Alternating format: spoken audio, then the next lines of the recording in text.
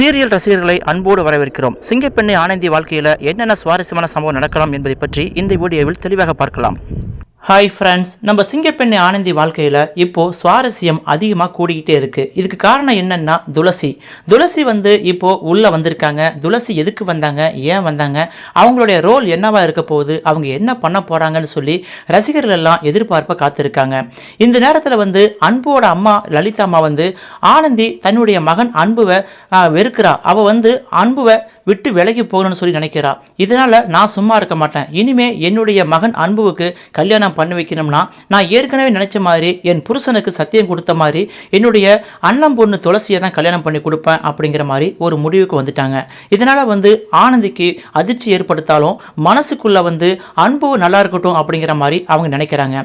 காரணம் என்னன்னா, ஆனந்தி கர்ப்பமாக இருக்காங்க. அந்த கர்ப்பத்துக்கு காரணம் யாருன்னு தெரியலன்னு சொல்லி தெரியும் பொழுது நான் எப்படி அன்போட வாழ்க்கையில் இருக்க முடியும், அதனால் அன்போட வாழ்க்கையை நான் தண்டிக்க கூடாது, நான் விலகி போகிறதா முறையாக இருக்குன்னு சொல்லி இப்போ ஆனந்தி தன்னைத்தானே ஒரு வேலையை போட்டுக்கிட்டு அவங்க அன்புவை விட்டு விலகி நிற்கிறாங்க. ஆனந்தி இப்போ அன்புவை விட்டு விலகி போக போக அன்பு வீட்டில் பயங்கர பிரச்சனை வந்துகிட்டு இருக்கு. அதாவது அண்ணின்னு சொல்லி ஆனந்தி மேலே பாசமாக இருந்த யாழினி கூட இப்போ என்ன பண்ணிட்டாங்கன்னா, அன்பு ஏமாறக்கூடாது, ஆனந்தி ஏதோ ஒரு காரணத்துக்காக அன்பு கூட பழகிருக்காங்க, இப்போ அவங்களுக்கு அவங்க சுயநலகத்துக்காக அவங்க விட்டு விலகி போகிறாங்க அப்படின்னு சொல்லி ஆனந்தியை தூக்கி எறிங்க, ஆனந்தி இனிமேல் நம்ம வீட்டுக்கு தேவை கிடையாதுன்னு சொல்லி யாழினி ஆரம்பத்திலிருந்தே ஒரு முடிவுக்கு வந்துட்டாங்க.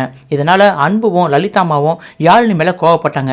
யாழினி, தேவையில்லாமல் ஆனந்தியை பற்றி தப்பாக பேசாத, அவளுக்குள்ள ஏதோ ஒரு பிரச்சனை இருக்குது, அதனால தான் விலகி போகிறான்னு சொல்லும் பொழுது, அப்படியா, காதலிக்கிறவங்க உண்மையாக காதலிக்கிறவங்கள்ட்ட உண்மையை சொல்லணும்ல, அதுவும் இல்லாமல் இந்த குடும்பத்தை தான் வாழ போகிறோன்னு தெரிஞ்ச உடனே இந்த குடும்பத்தில் அம்மா ஸ்தானத்தில் இருக்கிற என்னுடைய அம்மா லலிதாமா கிட்ட உண்மையை சொல்லலாம்ல.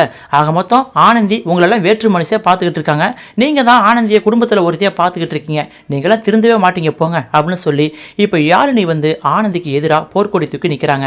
இப்போ ஆனந்தி முழுக்க அன்புவை வெறுக்கிறா அப்படின்னு நினைக்கும் பொழுது அன்போட அம்மாவுக்கு எப்படியாவது துளசியை கல்யாணம் பண்ணி வைக்கணும், இன்னும் 3 மாசத்துல தன்னுடைய மகனுக்கு கல்யாணம் ஆகலனா அதுக்கப்புறம் கல்யாண பாக்கியமே இல்லாமல் போகணும்னு சொல்லி ஜோசியக்காரர் சொல்லியிருக்காருன்னு சொல்லி இப்போ லலிதா அம்மா துளசியை கட்டி வைக்கிறதுக்கு ஏற்பாடு பண்றாங்க. இன்னொரு பக்கம் பார்த்தீங்கன்னா, மகேஷ் ஆனந்தியை தீவிரமாக காதலிச்சாரு. ஒரு கட்டத்தில் அன்பு ஆனந்தி 2 பேருமே சின்சியராக காதலிக்கிறாங்க.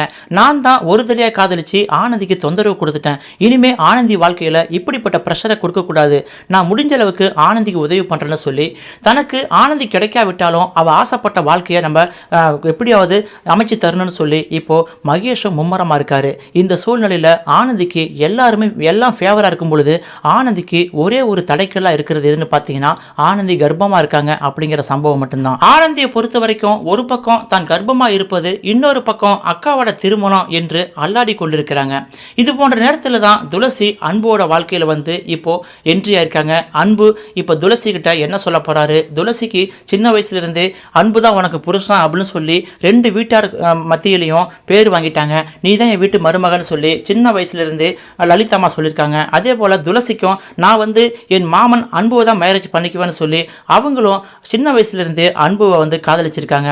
இந்த சூழ்நிலையில் ஆனந்தி கர்ப்பமாக இருக்காங்க. அப்படிங்கிற சூழ்நிலையில் துளசி என்ட்ரி ஆனதிலிருந்து கண்டிப்பாக எல்லா ரசிகர்களுக்கும் கலக்கமாக இருக்கும். ஐயோ, அப்போ அன்பு ஆனந்தி கல்யாணம் பண்ணிக்க மாட்டாரா, துளசி தான் கல்யாணம் பண்ணிக்குவாரா, கதைத்தளம் அப்படி தான் போகுமா அப்படின்னு சொல்லி நிறைய ரசிகர்கள் இப்போ கலக்கமாக இருக்காங்க.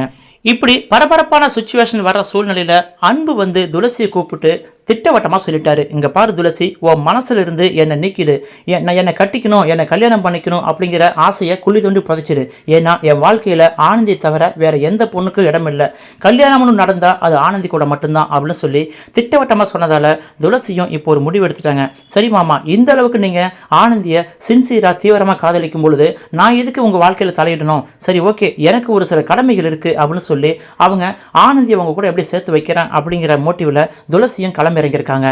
இப்படி ஆனந்தி அன்புவோட காதலுக்கு எல்லா இடத்துலையுமே பச்சை கொடி பறந்திருக்கிற வேலையில ஆனந்தி மட்டும் தன்னை சுத்தி வேலி போட்டுக்கிட்டு அன்புவை விட்டு விலகி போறாங்களே, இதுக்கு என்ன காரணம், அதை கண்டுபிடிக்கணும் அப்படிங்கிற மோட்டிவ்ல இப்போ துளசி இறங்கியிருக்காங்க.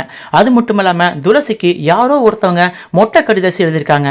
அதுல உன் மாமன் அன்புவை கல்யாணம் பண்ணிக்கிறதுக்கான நேரம் உனக்கு நெருங்கி வந்துருச்சு, உன் மாமனை மிஸ் பண்ணிடாத, தயவு செஞ்சு சென்னைக்கு அன்புவை அபகரிச்சுட்டு போயிடுன்னு சொல்லி யாரோ ஒருத்தவங்க துளசிக்கு லெட்டர் போட்டு தான் வர வச்சிருக்காங்க.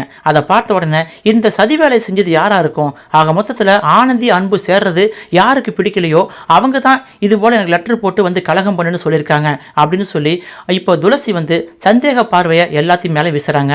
குறிப்பாக மகேஷ் மேலே பார்க்குறாங்க. ஏன்னா மகேஷ் வந்து ஆனந்தியை சின்சியராக காதலிச்சாரு.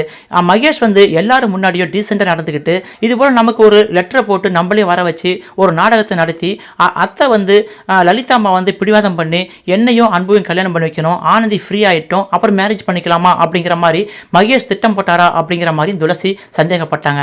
ஆனால் மகேஷை மீட் பண்ணி பேசும்பொழுது உண்மையாலுமே மகேஷ் வந்து ஜென்டில்மேனாக நடந்துக்கிறாரு.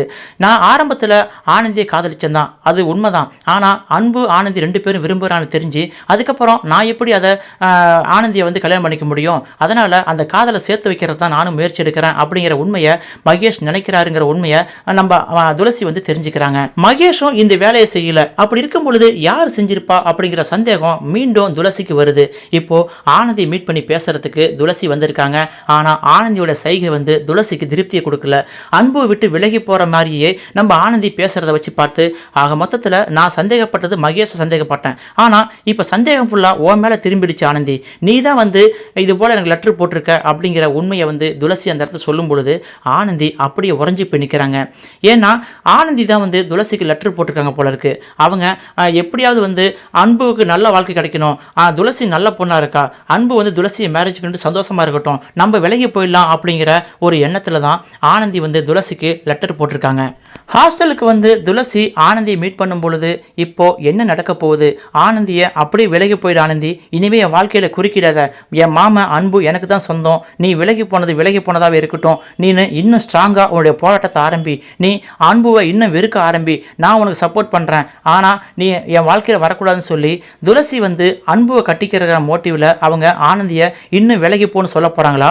இல்லை ஆனந்தி நீயும் அன்புவும் இந்த அளவுக்கு சின்சியராக காதலிச்சுட்டு திடீர்னு நீ வந்து பேக் அடிக்கிறனா உண்மையாலுமே உன் மனசுக்குள்ள நீ அன்புவை விட்டு விலகி போகல, இருந்தாலும் உனக்கு ஏதோ ஒரு பயங்கர நிர்பந்தமான ஒரு பிரச்சனை இருக்கு, அது என்னன்னு சொல்லு, அதனால தான் விலகி போறேன்னு சொல்லி ஆனந்தியோட பிரச்சனையை தெரிஞ்சுக்கிட்டு நம்ம சவ் ரெஜினா காயத்ரி போல இப்போ துளசியும் ஆனந்திக்கு ஆதரவாக செயல்பட்டு ஆனந்தி பிரச்சனையை தீர்க்கறதுக்கான ஒரு சொல்யூஷனை கொடுப்பாங்களா அப்படின்னு சொல்லி மிகப்பெரிய சஸ்பென்ஸோடு தான் இப்போ சிங்கப்பெண்ணி ஆனந்தி வாழ்க்கை கடந்து போய்கிட்டு இருக்கு.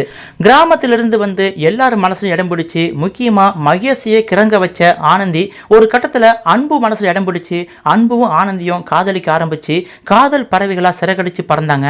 ஆனால் திடீர்னு ஆனந்தி வாழ்க்கையில் கர்ப்பம் அப்படிங்கிற ஒரு விஷயம் வந்து அவங்க காதலை முறிச்சு போட்டுருச்சு. இந்த சூழ்நிலையில் துளசி வந்து என்ன புதுசாக பண்ண போகிறாங்க? எப்படி பார்த்தாலும் ஆனந்தி கர்ப்பமா அப்படின்னு தெரிஞ்சா அந்த கர்ப்பத்துக்கு காரணமாக இருக்கிறது தானே ஆனந்தி மேரேஜ் பண்ணிக்க முடியும். துளசி மட்டும் என்ன புதுசாக பண்ணிட போகிறாங்க? ஒருவேளை இந்த கர்ப்பத்து அப்படிங்கிற சுச்சுவேஷனையே அவங்க மாற்றி வைக்க போகிறாங்களா அப்படின்னு சொல்லி நிறைய பேர் துளசியோட வருகையை ஒரு யதார்த்தமான கேள்வியோட பார்க்குறாங்க.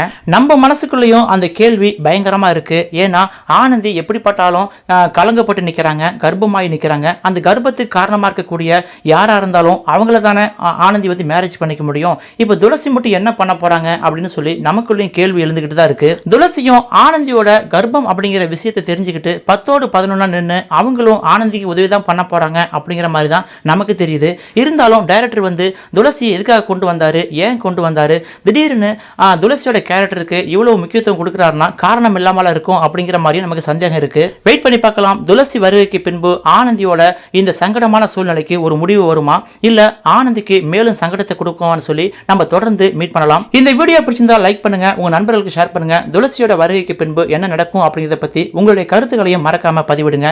மீண்டும் சிங்கப்பெண்ணி ஆனந்தி வாழ்க்கையில என்ன நடக்கும்னு சொல்லி அடுத்தடுத்த வீடியோல தொடர்ந்து பார்க்கலாம். தேங்க்யூ ஃபார் வாட்சிங். சீரியல் ரசிகர்களுக்கு அன்பான வேண்டுகோள், உங்களுக்கு பிடித்தமான தமிழ் சீரியல்களில் வருகின்ற உடனடி அப்டேட் நியூஸ்கள் உடனுக்குடன் வர வேண்டும் என்றால் நமது சேனலை மறக்காமல் சப்ஸ்கிரைப் பண்ணிக்கொண்டு ஆதரவு தாருங்கள். தேங்க்யூ ஃபார் வாட்சிங்.